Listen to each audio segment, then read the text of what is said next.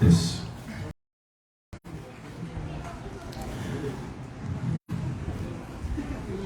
Bismillahirrahmanirrahim. Assalamualaikum warahmatullahi wabarakatuh. Alhamdulillahi ala ihsani wa syukru lahu ala taufiqihi wa amtinani. Wa ashhadu an la ilaha illallah wahdahu la syarika lah ta'ziman li sya'ni. Wa ashhadu anna Muhammadan abduhu wa rasuluh ad-da'i ila ridwani sallallahu alaihi wa ala alihi wa ashabihi wa ikhwani. Amma ba'd. Fa ikhwani fid din wa akhwati fillah, kaum muslimin wal muslimat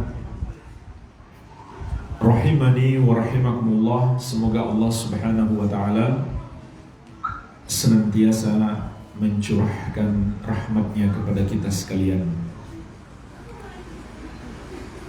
Kita telah pahami bersama bahwa hidayah adalah nikmat terbesar yang Allah berikan kepada seorang hamba. Karena tidak mungkin selamat di dunia dan di akhirat tanpa hidayah, tanpa petunjuk dari Allah subhanahu wa ta'ala. Sehingga kita setiap hari dalam ibadah yang paling agung, yaitu ibadah sholat, dalam surat yang paling agung, yaitu surat Al-Fatihah, Allah perintahkan kepada kita untuk selalu meminta hidayah. Ihdinas siratal mustaqim, siratal ladzina an'amta alaihim. Ya Allah, berikanlah kami hidayah ke jalan yang lurus, yaitu jalannya orang-orang yang Engkau berikan nikmat atas mereka. Kemudian kita minta perlindungan lagi dari jalannya orang-orang yang menyimpang dan tersesat. Ghairil maghdubi alaihim waladdallin. Bukan jalannya orang-orang yang Engkau murkai, bukan pula jalannya orang-orang yang tersesat. Subhanallah, betapa pentingnya hidayah dalam hidup kita, sehingga Allah menyuruh kita terus-menerus berdoa memohon hidayah. Bahkan Rasulullah SAW memiliki banyak doa untuk minta hidayah dan juga minta istiqamah di atas hidayah tersebut. Di antara doa Rasulullah SAW, Allahumma inni as'alukal huda wat-tuqa wal-afafa wal-ghina. Ya Allah, aku mohon kepadamu hidayah, ketakwaan, kesucian, dan kecukupan. Bahkan di antara doa yang paling sering dibaca oleh Nabi SAW adalah doa istiqamah di atas hidayah. Allahumma ya muqallibal qulub, tsabbit qalbi ala dinik. Ya Allah yang membolak-balikan hati, kuatkan hatiku di atas agamamu. Karena hidayah kunci kebahagiaan kita di dunia dan di akhirat. Tapi jamaah sekalian, seringkali kita yang menyebabkan hidayah itu terhalang, atau na'udzubillah, hidayah yang sudah kita dapatkan menjadi hilang. Ini masalahnya. seringkali kita sendiri yang menyebabkan hidayah itu terhalang, bahkan hidayah yang sudah ada menjadi hilang. Oleh karena itu kita perlu tahu apa saja sebab-sebab hidayah itu terhalang atau hidayah itu hilang. Maka di kesempatan ini insya Allah kita akan mempelajari secara ringkas 10 sebab terhalangnya hidayah atau hilangnya hidayah. Yang pertama adalah dosa terbesar, yaitu kesyirikan dan kekufuran. Inilah penghalang dan penghilang hidayah yang paling besar. Kenapa? Karena kesyirikan dan kekufuran itu adalah kesesatan terbesar. Dan hidayah lawannya adalah kesesatan. Kalau seseorang melakukan kesesatan terbesar, maka itulah penghalang dan penghilang hidayah yang paling besar. Allah ingatkan dalam banyak ayat, di antaranya dalam surat An-Nisa ayat 136. Wa may yakfur billahi wa malaikatihi wa kutubihi wa rusulihi wal yawmil akhir faqad dhalla dhalalan ba'ida. Dan barang siapa yang kafir kepada Allah, malaikat-malaikatnya, kitab-kitabnya, para rasulnya, dan hari akhir, maka sungguh dia telah tersesat dengan kesesatan yang jauh, kesesatan yang paling parah, penghalang hidayah yang paling besar. Kemudian dalam surat An-Nisa ayat 116, Innallaha la yaghfiru an yushraka bihi wa yaghfiru ma duna dzalika liman yasha wa man yusyrik billahi faqad dhalla dhalalan ba'ida. Sesungguhnya Allah Subhanahu wa ta'ala tidak akan mengampuni dosa syirik. Maksudnya kalau pelakunya enggak bertobat sampai mati. Kalau pelakunya tidak bertobat sampai mati, maka Allah tidak akan mengampuninya. Dan akan mengampuni dosa yang lebih ringan daripada dosa syirik. Maksudnya sebesar dan sebanyak apapun dosa itu, asal bukan syirik, asal bukan kekufuran. Kipasnya tolong menghadapnya.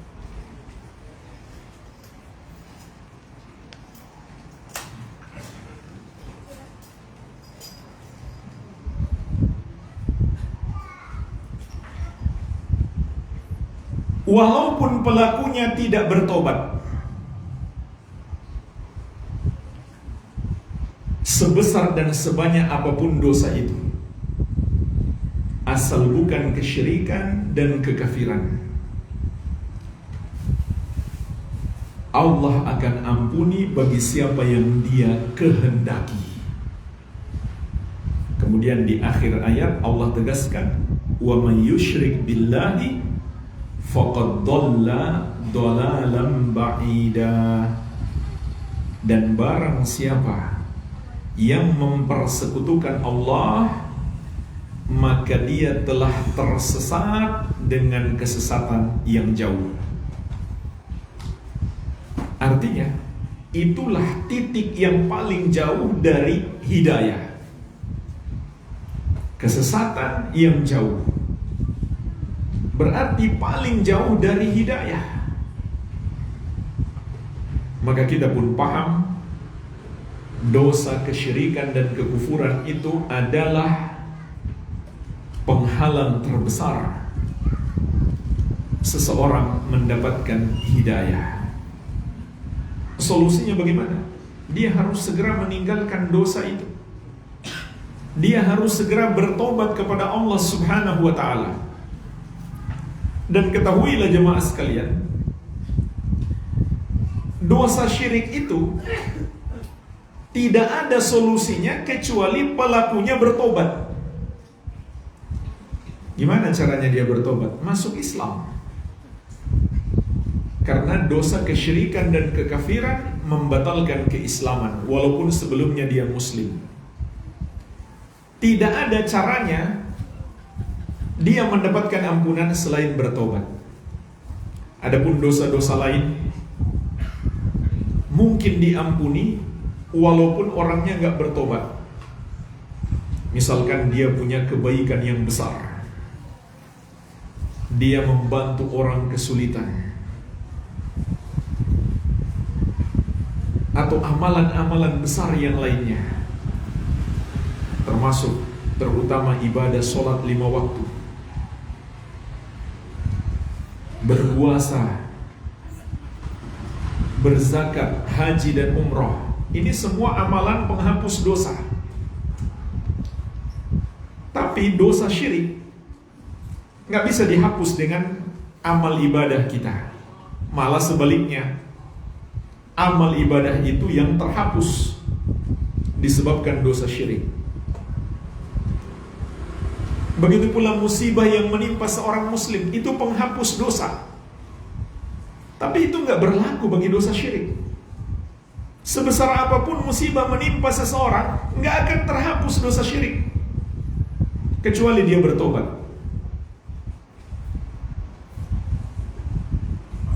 Jadi solusinya adalah bertobat kepada Allah, meninggalkan dosa syirik agar Allah berikan hidayah. Oleh karena itu jemaah sekalian, di sini kita bisa memetik pelajaran.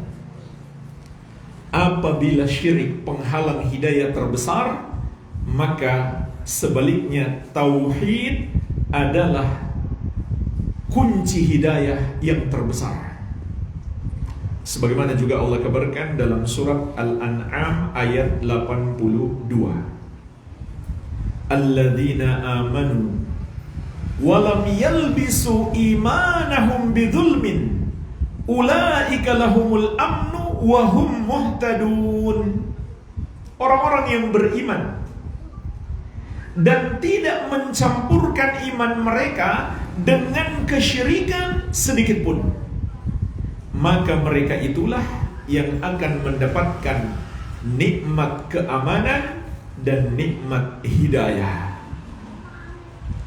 Bahkan iblis pun tahu dia tidak akan bisa menyesatkan orang yang bertauhid, yang memurnikan ibadahnya hanya untuk Allah dan hanya karena Allah. Dalam surat Shad ayat 82-83 Allah sebutkan sumpah iblis, qala fa bi'izzatika la ughwiyannahum ajma'in illa ibadaka minhumul mukhlasin. Iblis berkata, demi kemuliaanmu wahai Rabb, aku akan menyesatkan mereka semuanya kecuali hamba-hambamu yang ikhlas. Hamba yang ikhlas adalah yang mentauhidkan Allah, yang menjauhi semua dosa syirik. Penghalang hidayah yang kedua adalah berbuat bid'ah, mengada-ada, menambah-nambah dalam agama, atau menyelisihi petunjuk Nabi Muhammad sallallahu alaihi wa ala alihi wasallam. Allah Subhanahu wa taala mengingatkan ini dalam banyak ayat. Di antaranya dalam surat An-Nur ayat ke-63. Falyahdharil ladzina yukhalifuna an amrih an tusibahum fitnah aw yusibahum adzabun alim. Hendaklah takut orang-orang yang menyelisihi petunjuk Rasul, mereka akan ditimpa fitnah dan akan ditimpa azab yang pedih. mereka akan ditimpa fitnah karena menyelisihi petunjuk Rasulullah sallallahu alaihi wa ala alihi wasallam. Apa itu fitnah? Kesesatan. Fitnah yang dimaksud dalam ayat ini adalah kesesatan, dan puncak kesesatan adalah syirik. Imam Ahmad rahimahullahu ta'ala mengatakan, al-fitnatu asyirk. Fitnah itu adalah syirik. La'allahu idza radda ba'da qawlihi an yaqa'a fi qalbihi syai'un min az-zaygi fayahlik. Karena ketika seseorang menolak sebagian ucapan Nabi Muhammad SAW atau ajaran-ajaran beliau, maka muncul di hatinya kesesatan, dia pun binasa karena kesesatan tersebut. Sampai-sampai jemaah sekalian, sahabat yang mulia Abu Bakar As-Siddiq radhiyallahu anhu, seorang sahabat yang paling mulia pada umat Islam, beliaulah manusia terbaik setelah Nabi Muhammad SAW. Abu Bakar yang paling kuat imannya, yang paling tinggi surganya, yang paling takwa kepada Allah, yang paling dicintai oleh Allah dan Rasulnya. Abu Bakar As-Siddiq radhiyallahu anhu mengatakan, lastu tarikan syai'an kana ya'malu bihi Rasulullah sallallahu alaihi wasallam illa amiltu bihi. Aku tidaklah pernah mendengar, aku tidak pernah meninggalkan satu amalan yang pernah dikerjakan Nabi Muhammad SAW kecuali aku berusaha mengamalkannya. Wa inni la akhsha in taraktu syai'an min amalihi an azik. Karena aku takut kalau aku tinggalkan satu amalan atau petunjuk Nabi Muhammad SAW, maka aku akan tersesat. Jemaah sekalian, bayangkan Abu Bakar takut menyelisihi, meninggalkan petunjuk Nabi Muhammad SAW karena takut tersesat. Bagaimana dengan kita? Betapa banyak kita menyelisihi petunjuk beliau. Dan menyelisihi petunjuk beliau tidak berarti melakukan bid'ah saja. Mungkin seseorang tidak melakukan perintah Nabi SAW walaupun dia nggak berbuat bid'ah. Berbuat bid'ah hanyalah salah satu penyelisihan terhadap petunjuk Nabi Muhammad SAW. Namun bentuk penyelisihan itu tidak sebatas orang yang berbuat bid'ah saja. Apapun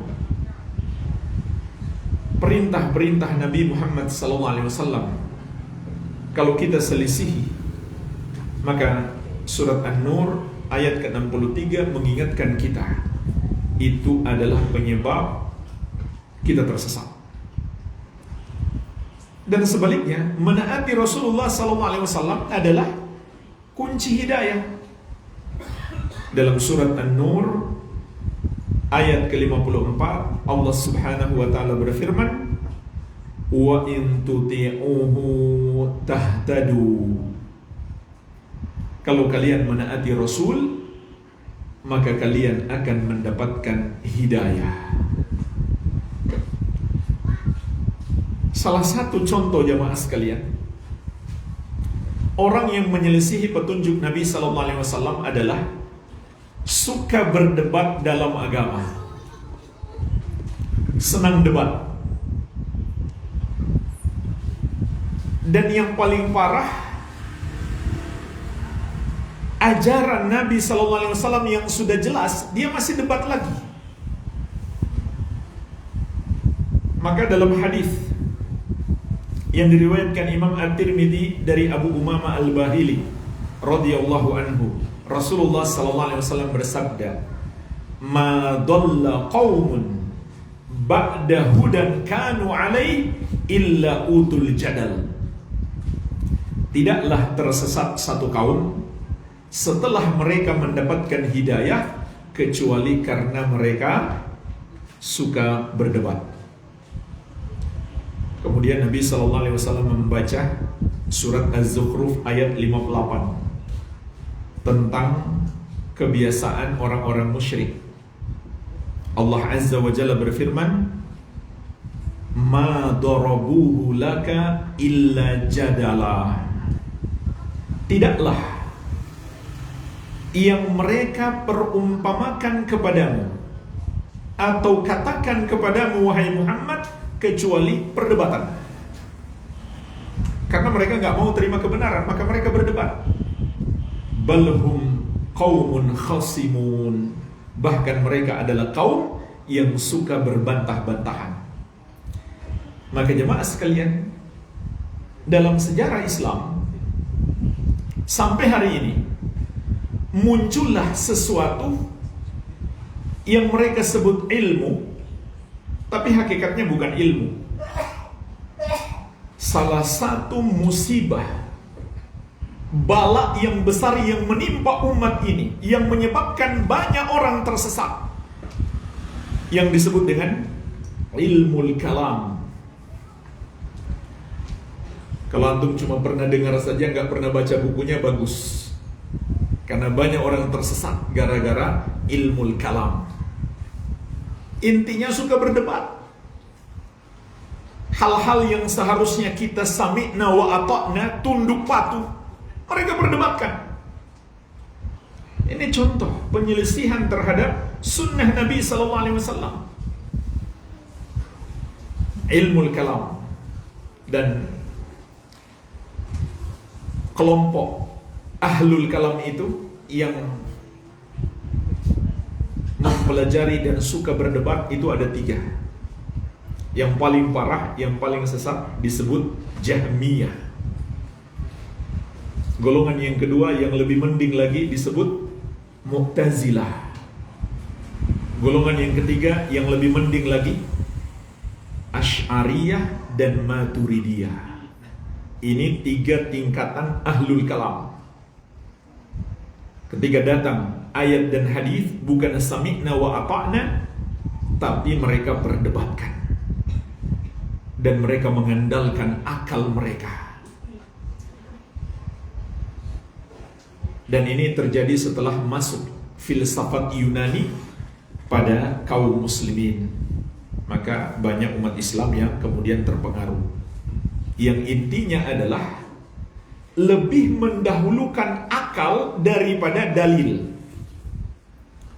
Itu inti ajarannya. Akal lebih tinggi daripada dalil. Kalau ada dalil bertentangan dengan akal mereka, dalilnya mesti ditakwil agar sesuai dengan akal mereka. Jadi dalil dipaksa mengikuti akal mereka dengan penakwilan-penakwilan yang nggak ada contohnya dari Nabi SAW dan para sahabat. Nggak ada contohnya. Tapi mereka dengan bangga mengatakan kami ahlu takwil, artinya pintar menafsirkan. Sampai mereka dengan lancangnya mengatakan pendapat ulama dahulu, sahabat tabi'in, memang itu lebih selamat. Tapi pendapat kami yang lebih berilmu dan lebih hikmah. Subhanallah. Ini kan kesombongan. Pendapat salaf kata mereka memang lebih selamat karena nggak menakwil. Tapi pendapat kami lebih berilmu. Merasa lebih berilmu daripada salaf dan lebih hikmah daripada salaf. Subhanallah. Makanya mereka nggak pernah mengatakan akidah kami akidah sahabat. Paling mereka sebut akidah Asy'ariyah.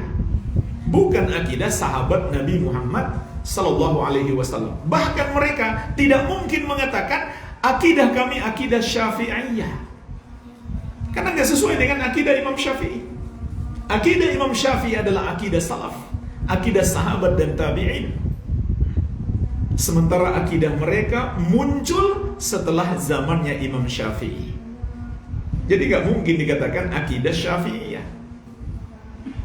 Tapi banyak yang mengaku-ngaku pengikut Syafi'i. Iya. Ini yang kedua. Yang ketiga jemaah sekalian, termasuk penghalang dan penghilang hidayah adalah maksiat. Semua perbuatan dosa. Karena Allah mengabarkan kepada kita, ketakwaan itu pintu hidayah. Maka itu bermakna maksiat, penghalang hidayah. Dalam surat Al-Anfal ayat ke-29, Allah Azza wa Jalla berfirman,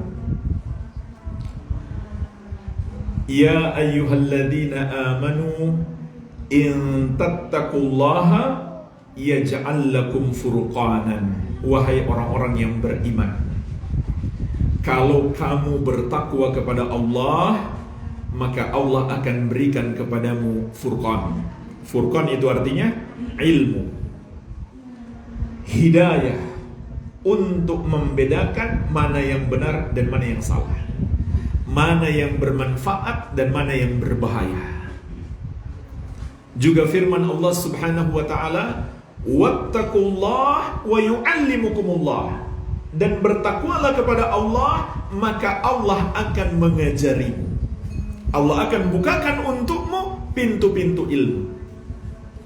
Di dalam hadis Abu Hurairah radhiyallahu anhu yang diriwayatkan At-Tirmidzi, Rasulullah sallallahu alaihi wasallam bersabda, Innal abda idza akhta'a khati'atan nukitat fi qalbihi nuktatun sauda. Sesungguhnya seorang hamba kalau melakukan satu dosa, muncul satu titik hitam di hatinya. Fa idza huwa naza'a wastaghfara wa taba sukila qalbuhu. Kalau dia berhenti dari dosa itu, mohon ampun dan bertobat kepada Allah, hatinya menjadi bersih lagi. Wa in ada zida fiha hatta ta'luwa qalbahu. Tapi kalau dia kembali melakukan dosa, nggak mau bertobat, maka titik hitam itu pun semakin bertambah. Terus bertambah sampai menutupi hatinya. Itulah penutup jalan hidayah. Kemudian kata Nabi sallallahu alaihi wasallam, wa huwa ar-ran, itulah ar-ran, penutup hati. Alladzi dzakarallaha, yang Allah sebutkan dalam surat Al-Mutaffifin ayat ke-14. Kalla bal rana ala qulubihim ma kanu yaksibun. Sekali-kali tidak. Maksudnya Al-Quran itu nggak susah dipahami, tapi ada ron, ada penutup hati mereka sehingga nggak bisa paham Al-Quran. Belajar pun dia nggak ngerti-ngerti apa yang dia baca, karena dosa-dosa yang mereka lakukan.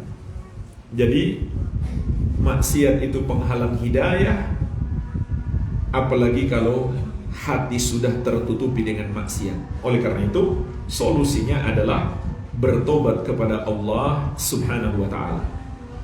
Penghalang hidayah yang keempat adalah bersikap wala, bersikap loyal kepada orang-orang kafir.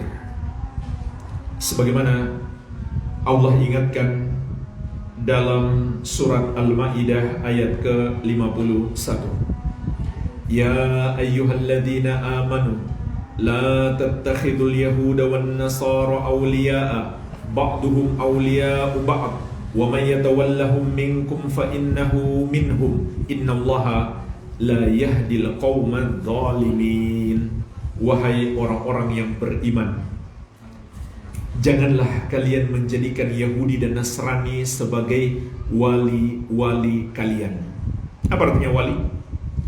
Jemaah sekalian, wali itu maknanya orang yang kita cintai, orang yang kita bersikap setia dan loyal kepadanya, orang yang kita jadikan teman dekat, kekasih hati, orang yang kita jadikan tangan kanan atau orang kepercayaan kita, orang yang kita angkat derajatnya atau kita angkat jadi pejabat, orang yang kita pilih jadi pemimpin. Semua itu bermakna wali. Kata Allah, jangan jadikan mereka sebagai wali. Artinya, semua itu tadi nggak boleh. Sebagian mereka adalah wali bagi sebagian kalian. Afwan, sebagian mereka adalah wali bagi sebagian mereka. Wa may yatawallahu minkum fa innahu minhum. Perhatikan ancamannya, enggak main-main. Siapa di antara kalian menjadikan mereka sebagai wali, maka dia bagian dari mereka. Kemudian perhatikan akhir ayat. Innallaha la yahdil qaumadz zalimin. Sesungguhnya Allah tidak akan memberikan hidayah kepada orang-orang yang zalim itu, yaitu orang-orang yang bersikap loyal kepada orang-orang kafir. Maka hati-hati. Penghalang hidayah yang kelima, lebih mencintai manusia atau harta atau dunia daripada Allah dan Rasulnya dan syariatnya. Ini adalah termasuk penghalang hidayah yang terbesar. Allah ingatkan dalam surat At-Taubah ayat ke-24. Qul in kana aba'ukum wa abna'ukum wa ikhwanukum wa azwajukum wa ashiratukum. Katakanlah, apabila orang tuamu, anak-anakmu, saudara-saudaramu, pasangan-pasanganmu, karib kerabatmu, wa amwalun iqtaraftumuha, dan harta-harta yang kamu usahakan, wa tijaratun takhshawna kasadaha, dan perniagaan yang kamu khawatirkan kerugiannya, wa masakinu tardawnaha, dan rumah-rumah yang kamu senangi, ahabba ilaikum minallahi wa rasuli wa jihadin fi sabili, itu semua yang lebih kalian cintai daripada Allah dan Rasulnya dan berjihad di jalannya, fatarabbasu hatta ya'tiyallahu bi amri, maka tunggulah sampai Allah mendatangkan azabnya. Kemudian perhatikan akhir ayat, wallahu la yahdil qaumal fasikin, dan Allah tidak akan memberikan hidayah kepada orang-orang yang fasik tersebut, yaitu ketika mereka lebih mementingkan dunia daripada Allah dan Rasulnya dan syariatnya, lebih mementingkan cinta mereka kepada manusia daripada Allah dan Rasulnya dan syariatnya. Dan ini terbukti jamaah sekalian, mudah kita saksikan di tengah-tengah kita. Ada orang yang sudah tahu pekerjaannya haram, tapi karena cinta dunia, dia nggak peduli dengan halal dan haram. Dia sulit meninggalkan karena dia lebih mementingkan dunia. Ada pula seseorang karena cintanya kepada manusia, dia turuti apa kata manusia itu walaupun bertentangan dengan syariat. Termasuk anak menaati orang tua yang menyuruh dia berbuat maksiat. Karena saking cintanya kepada orang tuanya, maka dia pun menuruti orang tuanya untuk berbuat dosa. Maka cinta kalau sudah sampai seperti ini menjadi cinta yang haram. Kalau karena cintanya kepada orang tuanya, lalu orang tuanya menyuruh dia berbuat dosa, dia pun melakukannya.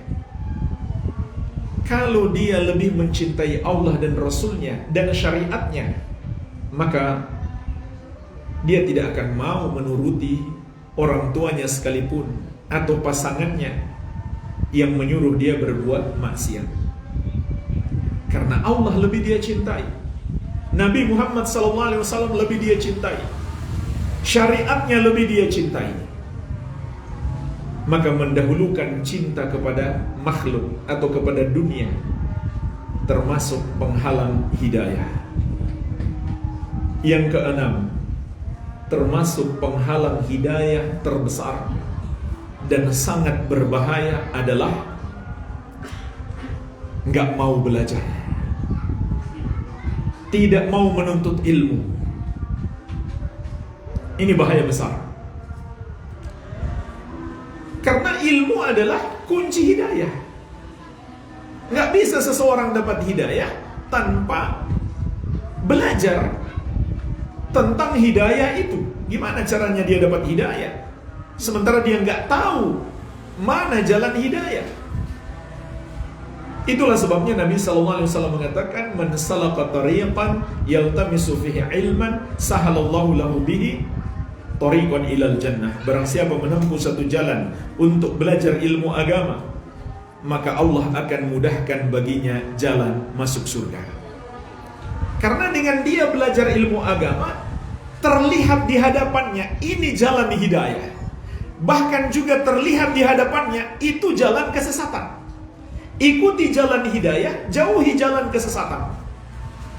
Kalau orang tidak belajar, jamaah sekalian, dia tidak bisa membedakan mana jalan hidayah, mana jalan kesesatan. Bahkan jalan kesesatan dia mengira sebagai jalan hidayah. Ini bahaya. Makanya Allah ingatkan kepada kita penyesalan orang-orang yang dulu di dunia berpaling dari ilmu, berpaling sama sekali, nggak mau belajar sama sekali.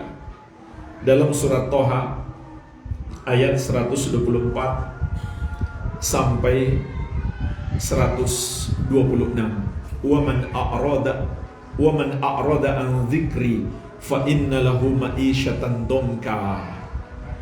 Barang siapa berpaling dari peringatanku, berpaling dari ilmu yang Allah turunkan dalam Al-Quran dan Sunnah, maka baginya kehidupan yang sempit di dunia.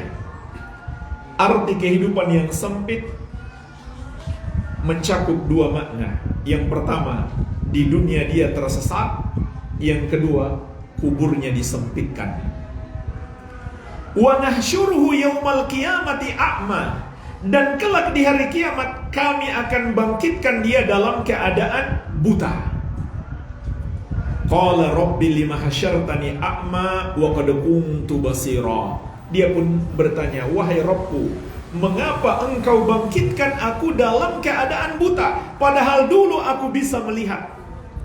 Qala kadzalika atatka ayatuna fanasitaha wa kadzalika al-yawma tunsa. Maka Allah mengatakan, demikianlah, dulu telah datang kepadamu ayat-ayat kami, tapi kamu melupakannya. Nggak mau peduli, nggak mau belajar. Maka demikianlah hari ini engkau dilupakan. Oleh karena itu jemaah sekalian, kita pun semakin menyadari nikmat ilmu adalah nikmat yang sangat besar. Karena ini adalah termasuk pintu hidayah.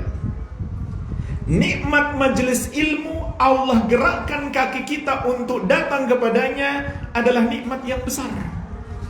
Makanya harus kita syukuri. Di majelis ilmu serius belajarnya. Jangan tidur, jangan ngobrol, jangan main HP. Nggak usah lihat kiri kanan. Insya Allah nggak ada di sini. Apa nggak ada bedanya? Serius jamaah sekalian, belajar. Ini nikmat yang sangat besar yang Allah berikan kepada kita. Oleh karena itu,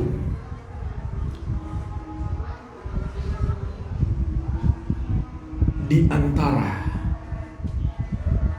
perangkap iblis yang paling dahsyat adalah menghalangi manusia menuntut ilmu. Bacalah kitab Talbis Iblis. Ini buku penting sekali dibaca, yang disusun oleh Imam Ibnul Jauzi. Beliau sebutkan di situ banyaknya perangkap iblis kepada berbagai jenis orang, sampai ada perangkap khusus untuk ulama dan ahli ibadah. Saking dahsyatnya perangkap iblis itu. Dari banyaknya perangkap iblis yang disebutkan oleh Imam Ibnul Jauzi, nomor 1 adalah menghalangi manusia belajar, menghalangi manusia menuntut ilmu.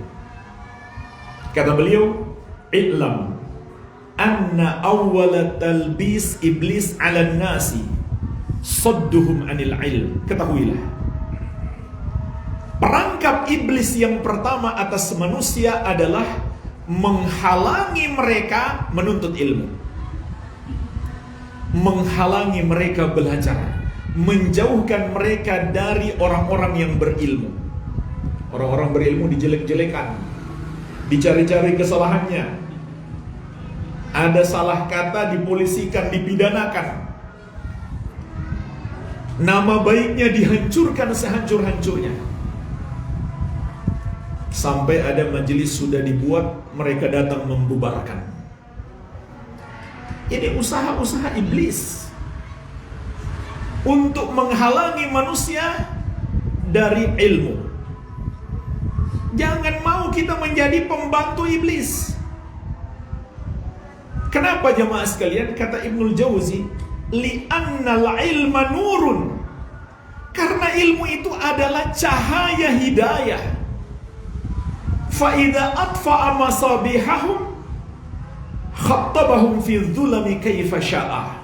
Maka apabila iblis telah berhasil memadamkan lentera-lentera ilmu, sangat mudah iblis menjerumuskan mereka dalam kegelapan kesesatan, dalam gelapnya kesesatan sesuai kehendaknya.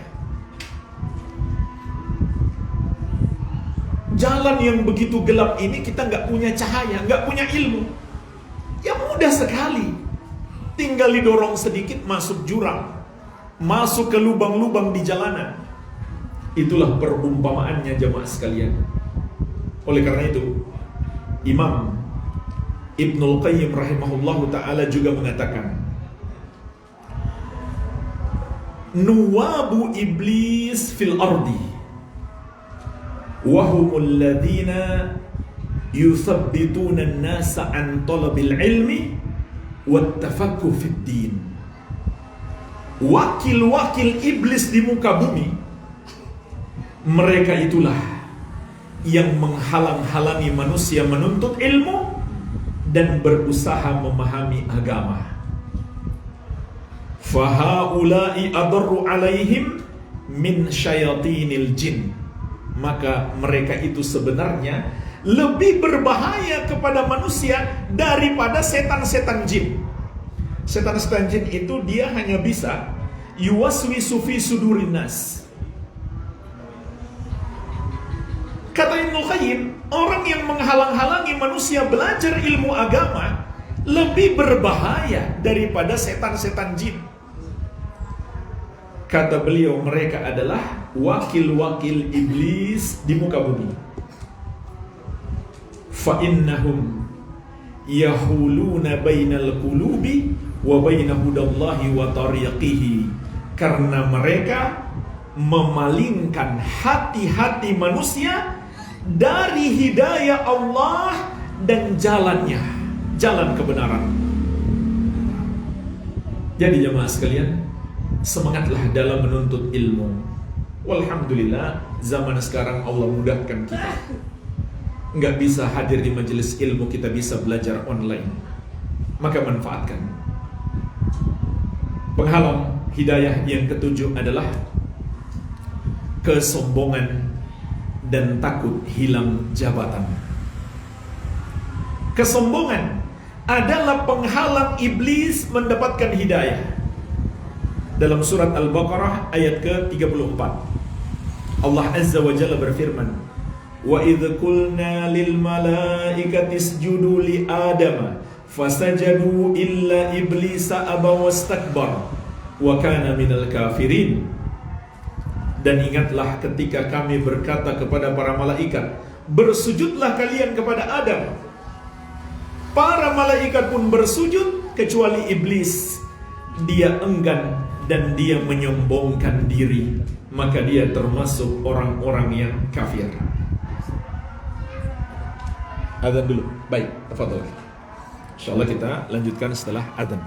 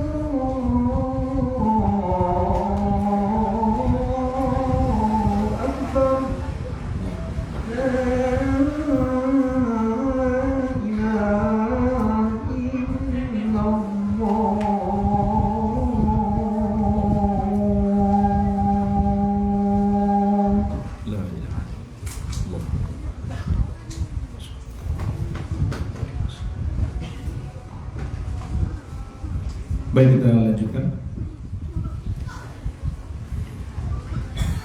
Dalam surat Al-A'raf ayat ke-12 dan 13, Allah Azza wa Jalla mengingatkan kepada kita penghalang hidayah iblis jangan sampai menimpa kita, yaitu kesombongan. Qala ma mana'aka an alla tasjuda id amartu, wahai iblis, kata Allah, apa yang menghalangimu untuk bersujud tatkala aku memerintahkanmu? Qala ana khairum minhu, maka iblis berkata, aku lebih baik daripada Adam. Khalaqtani min nari wa khalaqtahu min tin, engkau menciptakan aku dari api dan engkau menciptakannya dari tanah. Ini kesombongan iblis, nggak mau tunduk kepada perintah Allah karena merasa dia lebih tinggi daripada Adam. Dan ini juga sekaligus kebodohan iblis. Nggak ada dalilnya api lebih tinggi daripada tanah. Bahkan Imam Ibnu Qayyim rahimahullah menyebutkan banyak sekali kelebihan tanah daripada api. Intinya nggak ada dalil menunjukkan api lebih baik daripada tanah. Dan tidak pula ada dalil jika dia tercipta dari api sedangkan Adam dari tanah, berarti dia lebih baik. Kan lebih baik itu yang lebih bertakwa,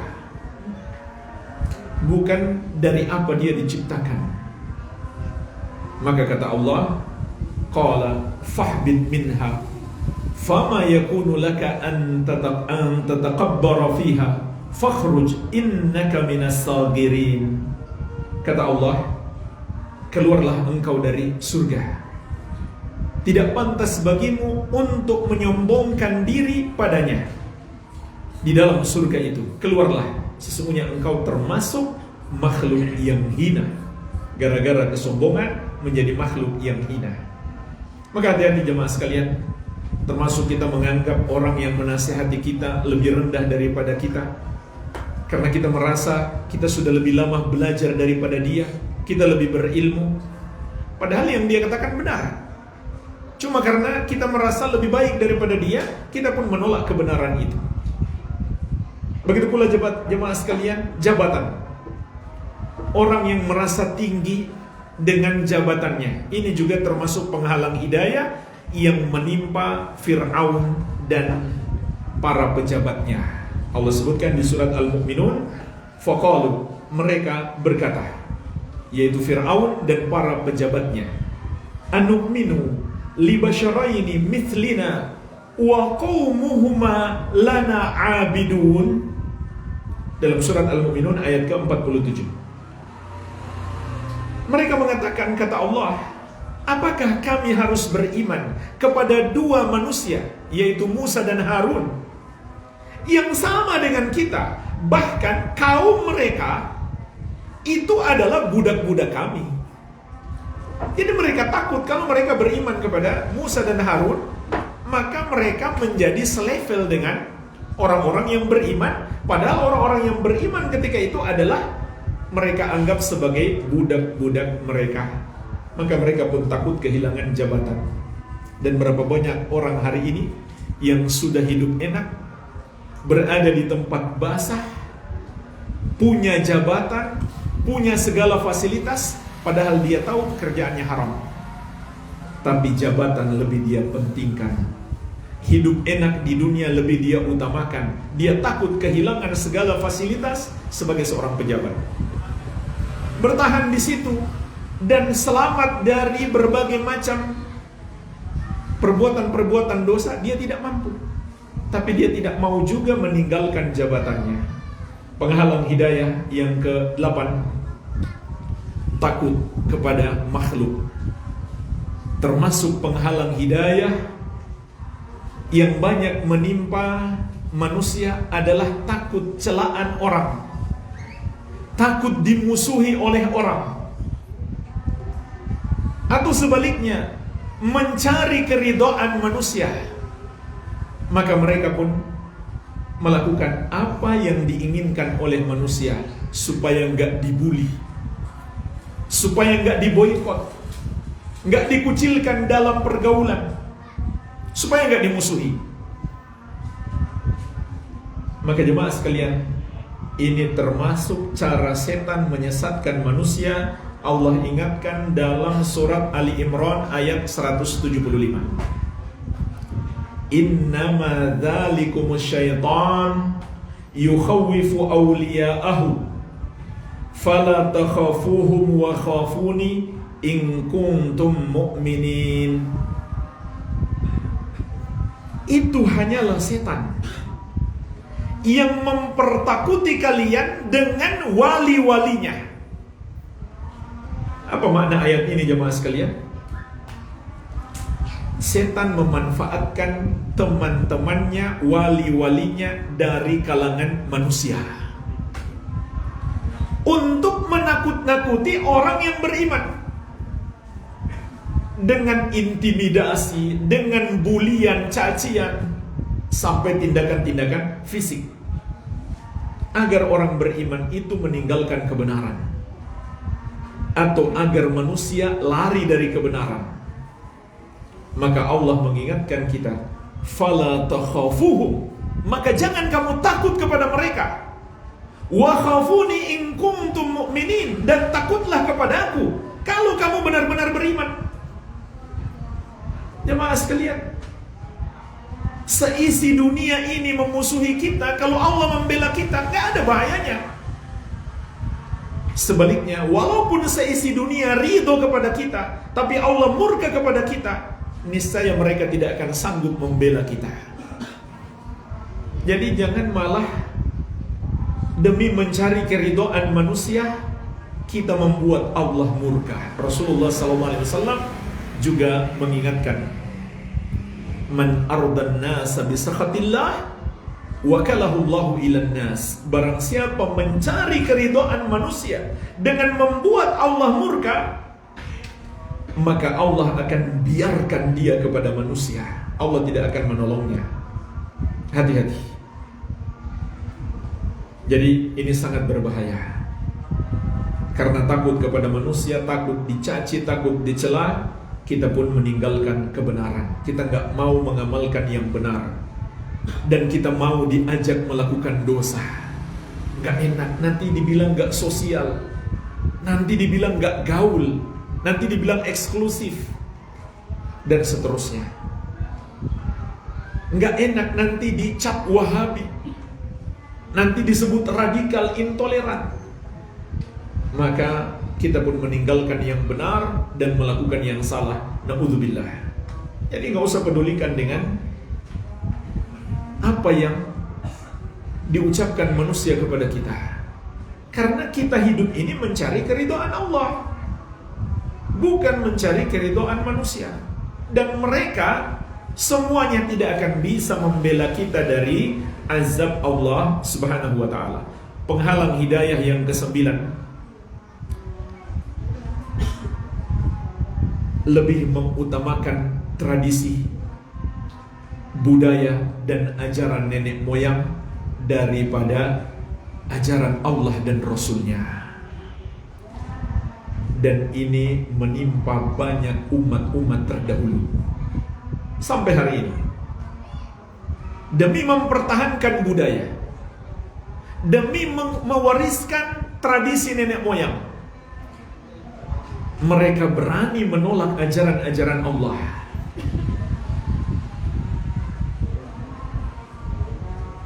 Allah ingatkan dalam banyak ayat, di antaranya dalam surat Al-Maidah ayat 104. Wa idza qila lahum ta'alu ila ma anzalallahu wa ila ar-rasul qalu hasbuna ma wajadna alaihi aba'ana. Dan apabila dikatakan kepada mereka, marilah kita ikuti ajaran yang Allah turunkan dan yang diajarkan Rasul, maka mereka menjawab, sudah cukup bagi kita yang kita dapatkan dari nenek moyang kita. Maka lihat bagaimana Allah membantah mereka. Awalau kana aba'uhum la ya'lamuna syai'an wa la yahtadun. Apakah mereka mau mengikuti orang tua mereka, padahal orang tua mereka tidak tahu ajaran agama sedikit pun, belum belajar. Dan bahkan orang tua mereka dahulu, nenek moyang mereka dahulu, belum mendapatkan hidayah, belum menjadi muslim, belum mengenal kebenaran. Apakah itu yang mau diikuti? Allah langsung membantah mereka. Dan ini ucapan hampir semua penentang para nabi dan rasul dahulu.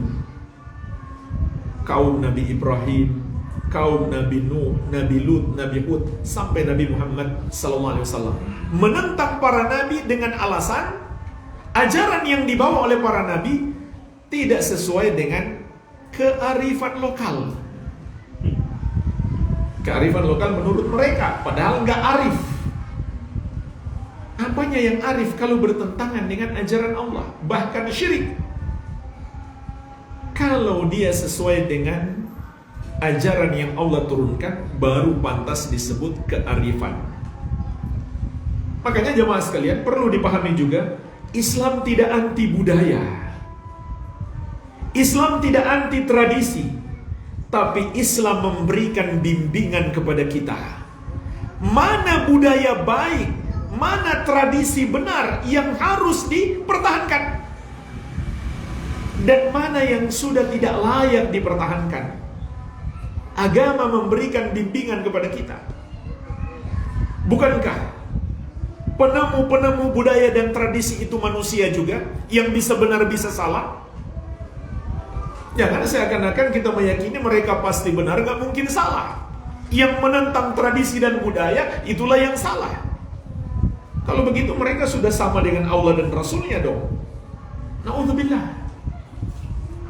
Kebenaran itu bagi seorang muslim hanyalah yang datang dari Allah dan Rasulnya, hanyalah yang sesuai dalam Al-Quran dan hadis. Dan ketahuilah jemaah sekalian, termasuk ajaran Islam melestarikan budaya baik yang tidak bertentangan dengan kebenaran. Ini ajaran Islam. Buktinya apa? Kata Syekh Muhammad bin Shalih Al-Utsaimin rahimahullah, Rasulullah SAW itu menggunakan gamis dan bersorban. Apakah gamis dan sorban itu sunnah? Ataukah sunnah itu karena Rasulullah SAW mengikuti adat kaumnya? Kaumnya bersorban dan bergamis. Maka kata beliau, pendapat yang benar bukan sunnah bersorban dan bergamis. Sunnah di situ adalah Nabi Muhammad SAW mengikuti adat kaumnya. Sampai-sampai jemaah sekalian, dalam syariat ada kaidah al-adah muhakkamah. Adat itu bisa dijadikan hukum. Contoh, dalam pergaulan suami istri, Allah Azza wa Jalla berfirman, wa ashiruhunna bil ma'ruf. Wahai para suami, pergaulilah istri-istrimu dengan cara yang ma'ruf. Arti ma'ruf di situ yang sesuai dengan syariat dan juga sesuai dengan urf. Ma'ruf itu dari kata urf. Apa arti urf? Adat kebiasaan. Jadi Allah menyuruh para suami mempergauli istri sesuai dengan syariat dan sesuai dengan adat kebiasaan. Contoh sesuai dengan syariat, suami nggak berhak menyuruh istri lepas jilbab, karena dia harus menggauli istrinya sesuai syariat. Kalau dia menyuruh istrinya lepas jilbab, berarti dia menentang syariat. Dan istri nggak boleh taat kepada suami kalau disuruh lepas jilbab. Maksudnya lepas jilbab di hadapan yang bukan mahram. Contoh, suami nggak boleh menyuruh istri melakukan yang bertentangan dengan urf kebiasaan. Di banyak masyarakat kita, yang tugas cuci mobil itu suami, bukan istri. Sehingga kalau suami menyuruh istri cuci mobil, istri boleh menolak. Itu nggak sesuai kebiasaan. Ditambah lagi, kalau dia cuci mobil basah-basahan, orang banyak lihat kan, tidak bagus juga. Mungkin terbentuk auratnya, terlihat. Bukan kebiasaan wanita, kalau genteng bocor dia yang naik untuk tambal gentengnya. Itu bukan urf. Kalau suami menyuruh wanita melakukan itu, dia nggak harus taat. Dia boleh menolak. Ditambah lagi berbahaya bagi seorang wanita. Suami istri petani, Tapi bukan urf istri disuruh naik kelapa. Maka istri boleh menolak kalau disuruh suami untuk naik kelapa. Di samping itu juga berbahaya bagi seorang wanita. Jadi Islam tidak anti budaya, Islam tidak anti adat. Bahkan adat bisa menjadi hukum, tapi dengan syarat. Syaratnya apa? Tidak bertentangan dengan syariat. Ada sebagian orang menyelewengkan kaidah ini sampai-sampai adat budaya yang sudah jelas bertentangan dengan syariat, mereka katakan itu sesuai kaidah. Itu sudah jadi ajaran Islam, adat menjadi hukum. Ini juga tidak benar tentunya. Syarat utama adat bisa menjadi hukum Islam adalah tidak bertentangan dengan syariat. Iya. Terlebih lagi jemaah sekalian, ketika adat itu sudah terlanjur banyak dilakukan oleh manusia, mayoritas orang, maka ini juga bisa menjadi penghalang hidayah yang sangat besar. Karena takut menyelisihi orang banyak. Oleh karena itu Allah ingatkan dalam surat Al-An'am ayat 116. Wa in tuti aktsara man fil ardi yudilluka an sabilillah. Kalau kamu menaati, kalau kamu mengikuti kebanyakan manusia di muka bumi, niscaya mereka akan menyesatkan kamu dari jalan Allah. Yang ke-10, yang terakhir, termasuk penghalang dan penghilang hidayah adalah teman atau pasangan yang buruk. Begitu pula salah memilih guru. Teman yang buruk, ya mas sekalian. Allah ingatkan penyesalan seorang pendosa itu di hari kiamat kelak di surat Al-Furqan ayat 28-29. Wa yawma yamuddu dhalimu ala yadayhi yaqulu ya laitani ittakhadtu ma'ar rasuli sabila. Ingatlah hari ketika orang zalim menggigit kedua tangannya. Artinya dia sangat menyesal. Bukan sekedar gigit jari, dia gigit kedua tangannya.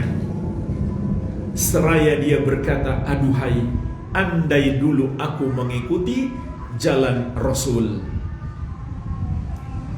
Dulu di dunia dia bilang budaya lebih tinggi daripada ajaran Islam.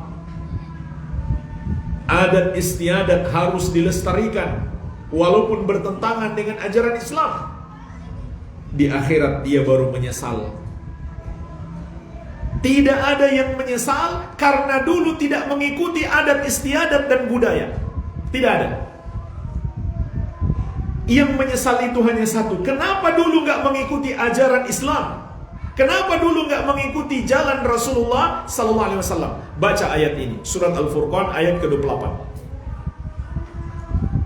Karena hanya ini yang Allah akan mintai pertanggungjawaban kelak di hari kiamat. Sebagaimana dalam ayat yang lain, kata Allah, wa yawma yunadihim yaqulu madza ajabtumul mursalin.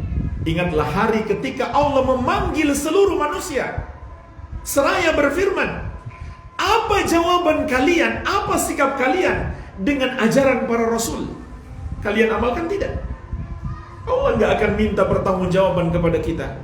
Budaya bangsamu, tradisi nenek moyangmu, kamu amalkan tidak? Tidak. Allah nggak akan mintai pertanggungjawaban itu. Hanya satu Allah mintai pertanggungjawaban. Ajaran Rasulullah SAW kamu amalkan tidak? Kemudian lanjutan surat Al-Furqan, ya wailata laitani lam attakhidh fulanan khalila.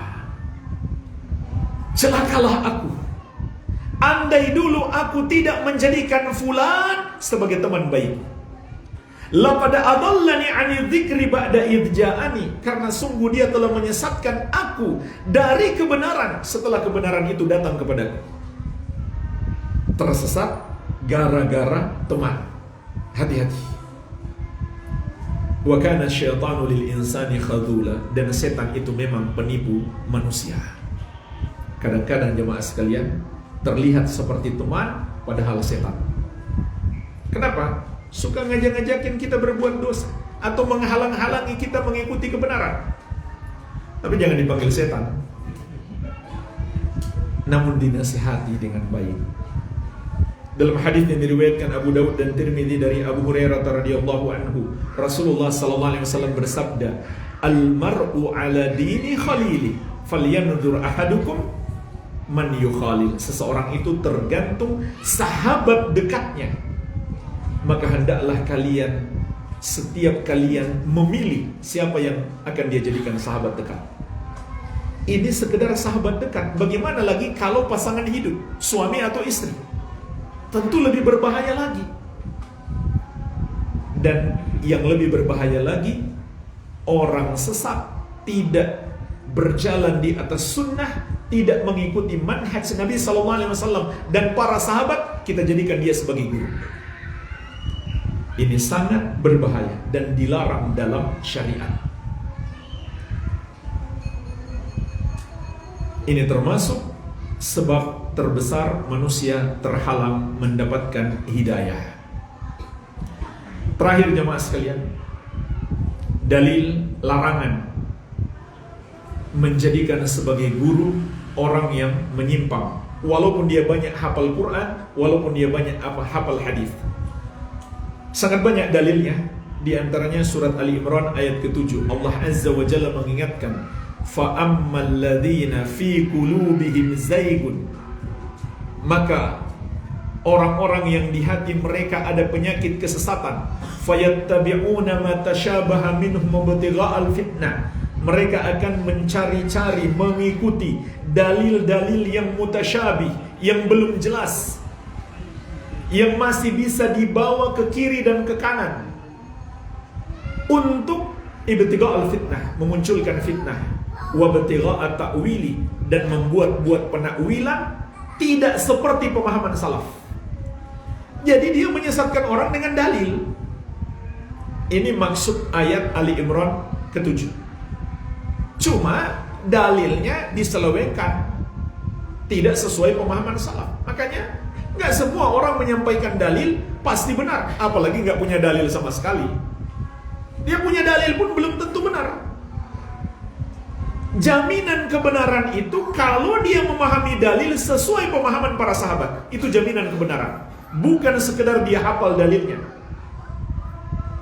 Maka dalam hadis yang diriwayatkan Al-Bukhari dan Muslim dari Ummul Mukminin Aisyah radhiyallahu anha, Rasulullah sallallahu alaihi wasallam bersabda, فَإِذَا رَأَيْتَ الَّذِينَ يَتَّبِعُونَ مَا تَشَابَهَ مِنْهُ فَأُولَئِكَ الَّذِينَ سَمَّى اللَّهَ فَاحْذَرُوهُمْ.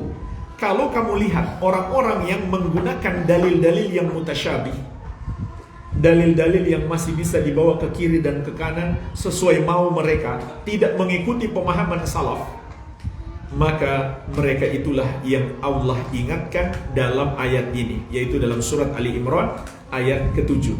Fahdharuhum, jauhi mereka. Nabi SAW gak mengatakan ambil baiknya, buang buruknya. Beliau bilang jauhi mereka. Lagi pula jemaah sekalian, belum tentu kita bisa membedakan ini yang baik saya ambil, itu yang buruk saya tinggalkan. Kan gak ada jaminan kita bisa membedakan.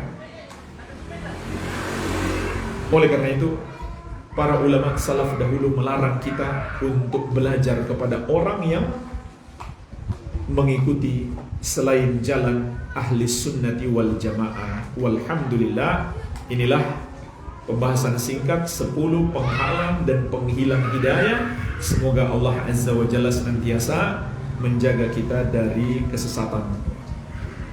Masih ada waktu tanya jawab? Apa sudah habis waktu?